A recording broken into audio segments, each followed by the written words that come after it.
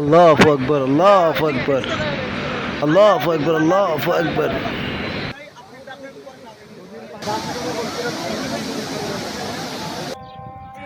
মানে ওই সময় তাড়াহুড়া করে আইসা বলতেছে যে ভাঙা পড়ে গেছে এবার সরান, তাই না? না তাই না? হ্যাঁ, আমার এক ছেলে বাঙ্গার তিন ছেলে বাঙ্গার খেজমত করতে আছে। আচ্ছা আচ্ছা আচ্ছা। এরপরে এক ছেলে কয় ইয়া করছে আম্মা তাকদা করে স্কুলে মারি দৌড়েন।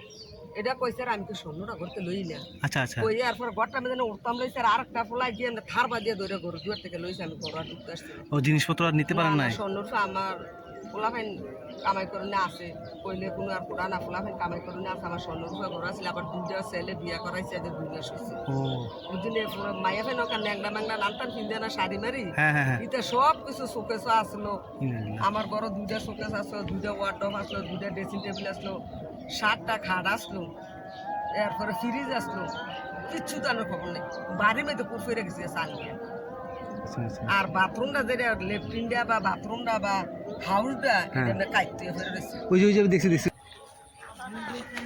এই যে বাথরুমটা দেখছেন, এই বাথরুমটা একদম ধসে গেছে। এই বাড়িটাই ছিল ওনার।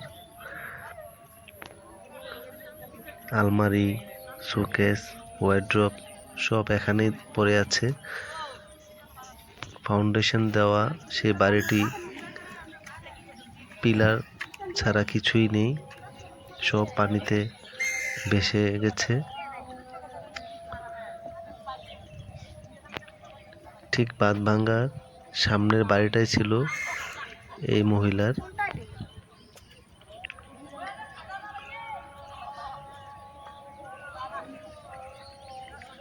এখন পানি অনেক শুকিয়ে গেছে, তাই ক্ষতর চিহ্নগুলো আস্তে আস্তে সব বের হচ্ছে। মানুষজন কিছু আস্তে আস্তে যার যার নিজের বাড়িতে এসে ক্ষয়ক্ষতির অবস্থা দেখতে পাচ্ছে।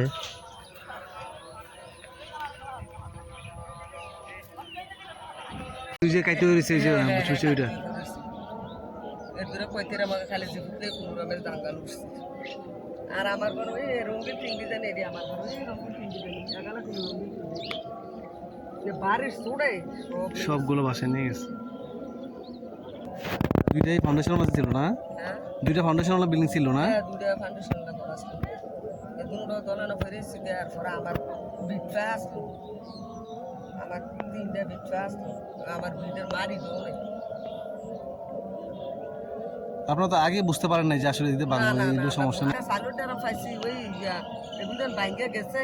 হ্যাঁ, একজনের বড় রোগে লাগিয়ে রয়েছে 10 মন চাল দুটা সব তো ভিজা মনে হয় শেষ। অপর বাপ হয়ে রয়েছে দুইটা। নৌকা মন্ডা তো কি করে চাইতাম কিটা কিটা মাল পাত্র করে রয়েছে। আসলে আল্লাহর একটা গজব, আর কিছু করার নাই। আসলে কি করবেন, আলহামদুলিল্লাহ আপনারা যে বাইচা আছেন, সসম্পত্তি একসময় ছেলে মেয়ে আছে, করা যাইব, সবই আল্লাহর ইচ্ছা। এই যে বাড়িটা দেখতে পাচ্ছেন, এখানে এসে আমি দেখলাম ঘরের ভিতরেই পাখা, চুলা, ওয়াইফাই যে রাউটার আছে, টেবিল, বেসিন, প্লাস্টিকের ড্রাম, খাবারের পানির বোতল, রান্না করা পাতিল, সব কিছু ভেসে এখানেই পড়ে আছে। কত কষ্টের। বাসনপত্র, হাঁড়ি পাতিল, চামচ, এই যে কড়াইটা অর্ধেকটা ভেঙে ভেসে চলে গেছে, আর অর্ধেকটা এখানেই পড়ে রয়েছে। রান্না করার যে গ্যাসের চুলা, তারপরে বগাকাছি, কোদাল, শাবল,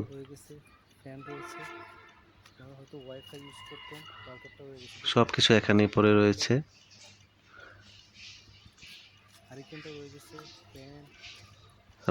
হারিকেনও একটা দেখতে পাইছি, হারিকেনটাও এখানেই পড়ে রয়েছে।